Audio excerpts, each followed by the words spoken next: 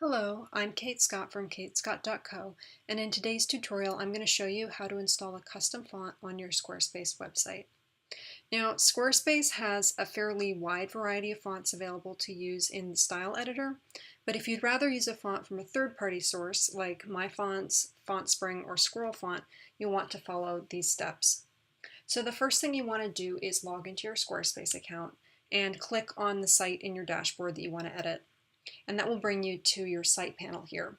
So from here you want to click on Design and then Custom CSS. And then you want to scroll down to the bottom of the window and you'll see this button here that says Manage Custom Files. Just click on that and then you want to grab your font file from wherever it's sitting on your computer. So I have mine sitting here on my desktop and just drag it into the upload window. Now, you can upload any type of font file that you want. You can upload an OTF, a TTF. I have a web font file here. It doesn't matter what type of file you use. Then you want to copy and paste your CSS into the CSS window. And you want to name your font family. So the font that I'm using is called Geometria Light, so I'm just going to name my font family the same thing. And then you want to add the source URL for the font. And to do that, just click in between the parentheses, click on Manage Custom Files again, and then just click on the font that you uploaded. And it will automatically add the URL for you. And then you want to save that out.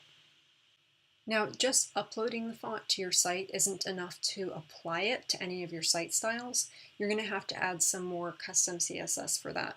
So, for example, if I wanted to have Geometria Light be the font for my H1 header tag, I would add H1, open curly bracket, which will automatically add the closed curly bracket, hit enter, and then I'm going to specify that this is the font family I want used with the H1 header tag.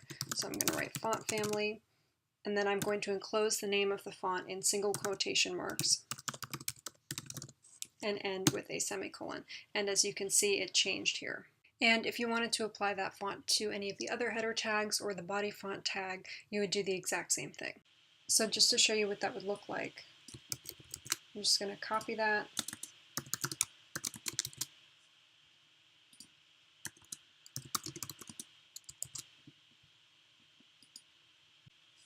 And the body font tag is designated by a P.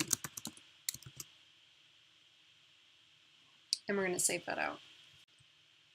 And that's how you install a custom font on your Squarespace site.